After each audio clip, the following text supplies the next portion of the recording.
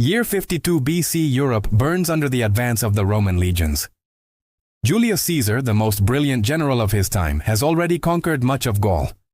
But in the mountains at the heart of Celtic territory, a new leader arises, determined to stop Rome's power. His name is Vercingetorix, king of the Arverni. Young, intelligent, and fearless, he accomplishes something no one had done before, uniting the Gallic tribes against the Roman invader. For months, the Gauls resist. Vercingetorix adopts a cruel but effective tactic: scorched earth. He orders his men to burn crops, destroy villages, and deny the Romans food. Caesar, however, is patient. He knows that war is not won by swords alone, but by strategy, and he waits for the perfect moment to strike. After a series of battles, Vercingetorix retreats to a natural fortress called Alesia, perched on a hill surrounded by deep valleys. He believes that there, protected by the terrain and his warriors, he can hold out until reinforcements arrive. But Caesar sees in Alesia the perfect opportunity to end the Gallic War once and for all. In September of 52 BC, the Roman legions completely encircle the city.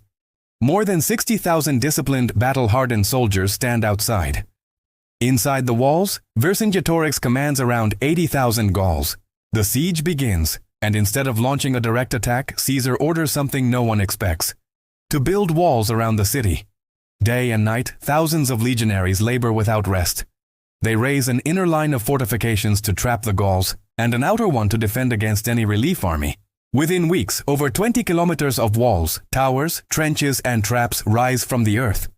Alesia becomes a colossal prison. Inside, hunger soon devastates the people. Supplies run out. Animals are slaughtered. Women, the elderly, and children are expelled from the city to save food for the warriors. But Caesar, relentless, sends them back. They are trapped between the two walls, dying of thirst and hunger under the silent gaze of the Roman legions. The message is clear: Rome shows no mercy. Weeks later, the Gallic reinforcements arrive. A massive army of more than 200,000 warriors marches toward Alesia. The Romans are now surrounded on all sides, enemies within the walls and another army outside them. Caesar and his men stand in the middle, isolated and ready to fight to the end. The dawn of battle is deafening. Drums and war cries echo through the valleys. The Gauls attack with fury. Inside, Vercingetorix launches a desperate assault against the inner fortifications. Outside, the relief army tries to break through. The Romans fight on two fronts at once. Arrows fill the sky. Catapult stones crush shields, and the ground shakes beneath the weight of war. For a moment, it seems the Gauls will win. The Roman walls give way in places, but Caesar, mounted on his white horse, appears at the front of his troops.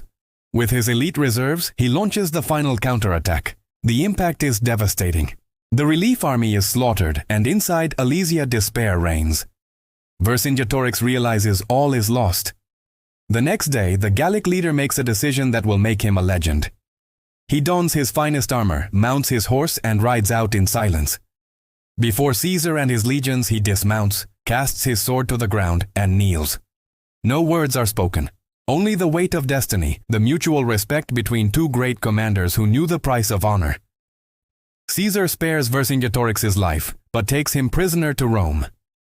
Years later, the Gallic king would be executed after Caesar's triumphal parade through the capital streets. Gaul is conquered, Rome is victorious, and the name of Julius Caesar is forever etched in history. The Battle of Alesia was not merely a military victory. It was the moment when Gaul ceased to be free and the Western Roman Empire was born. It was the clash between freedom and power, between dream and discipline. And as the hills of Alesia fell silent again, the entire world changed forever.